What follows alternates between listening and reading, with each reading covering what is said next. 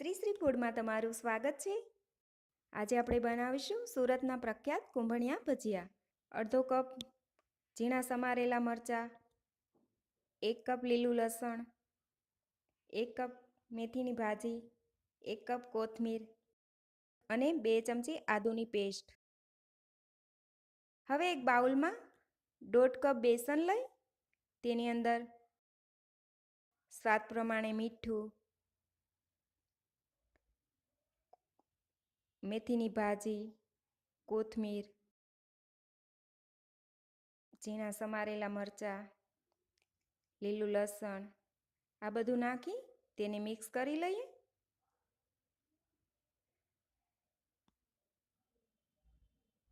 હવે તેમાં લીંબુનો રસ, આદુની પેસ્ટ નાખી તેને બરાબર મિક્સ કરી લઈએ।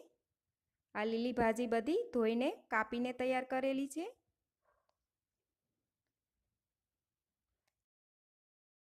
તેમાં થોડું થોડું પાણી નાખી અને તેનું ખીરું તૈયાર કરી લઈએ। આપણે કુંભણિયા બનાવતા હોય ત્યારે લોટ ઓછો નાખવાનો હોય છે અને લીલી ભાજી વધારે નાખવાની હોય છે, જેથી કુંભણિયા એકદમ સરસ રીતે આપણે બનાવીને તૈયાર કરી શકાય। તો આ રીતનું ખીરું તૈયાર કરી લઈએ। તો ખીરું તૈયાર છે। હવે તેલ ગરમ થવા મૂકી દઈએ। તેલ ગરમ થાય ત્યાં સુધી જો તમે અમારી ચેનલ સબસ્ક્રાઈબ નથી કરી તો પ્લીઝ અહીંયા ક્લિક કરો એટલે સબસ્ક્રાઈબ થઈ જશે અને બેલ આઇકન પર ક્લિક કરશો એટલે તમને અમારા નવા વિડીયો મળતા રહે। અને વિડીયો પસંદ આવે તો પ્લીઝ લાઈક પણ કરો અને તમારા ગ્રુપમાં શેર પણ કરવાનું ભૂલતા નહીં। તો હવે ચેક કરી લઈએ, તેલ ગરમ થઈ ગયું છે।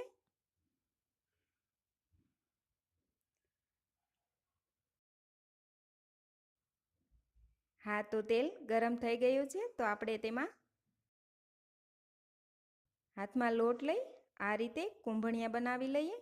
આપણે આંગળી અને અંગૂઠાથી થોડું થોડું ખીરું નીચે પાડતું જવું અને તેના કુંભણિયા આ રીતે બનાવતા જવા, હાથ ફેરવતો જવાનો, જેથી એક જગ્યાએ બધા ન પડે।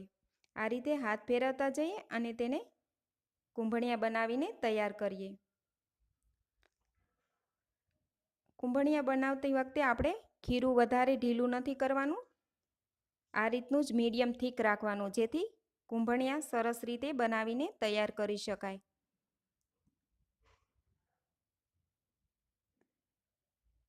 આ રીતે એક સાઈડ તળાઈ જાય એટલે તેને આપણે પલટાવી લઈએ।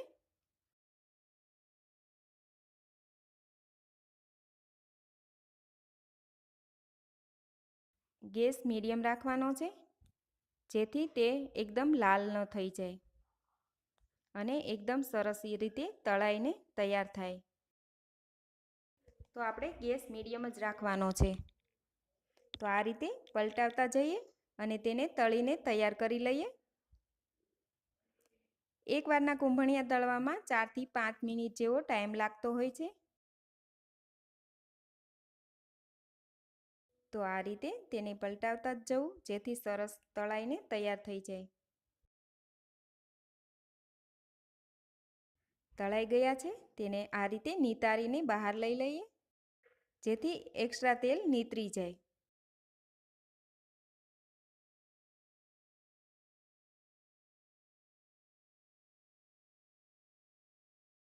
હવે આ જ રીતે આપણે બીજા કુંભણિયા પણ બનાવીને તૈયાર કરીએ। આ જ રીતે બનાવવાના છે અને હાથ ફેરવતો જ જવાનો છે। આંગળી અને અંગૂઠાથી બનાવતા જવા કુંભણિયા, જેથી એકદમ સરસ નાના એવા આપણે બનાવી શકાય। આ રીતે બનાવી લઈએ।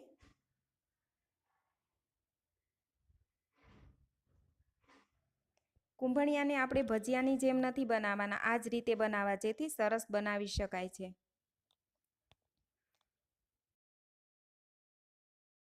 હવે થોડી વાર માટે હવે એને થોડા થોડા પલટાવતા જઈએ અને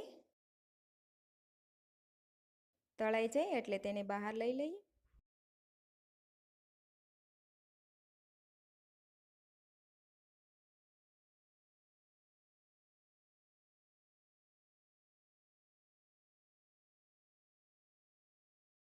તો તૈયાર છે કુંભણિયા ભજીયા. તેને આપણે એક પ્લેટમાં લઈ લઈએ અને તેને ખજૂર આંબલીની ચટણી, કાંદા અને મસાલા છાશ સાથે સર્વ કર્યા છે.